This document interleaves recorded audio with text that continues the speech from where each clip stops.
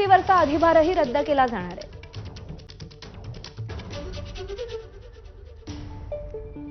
केंद्राच्या या प्रस्तावाच्या पार्श्वभूमीवर कोणत्या वस्तू स्वस्त होऊ शकतात ग्राफिक्सच्या माध्यमातून आपण पाहूया. वह्या, पुस्तकं, पेन्सिल्स, सायकली, 3 चाकांच्या सायकल्स,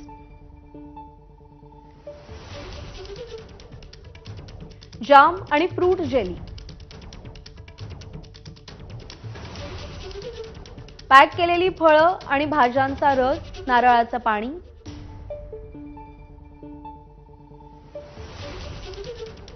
काही फरसाण असलेल्या गोष्टी, नमकीन,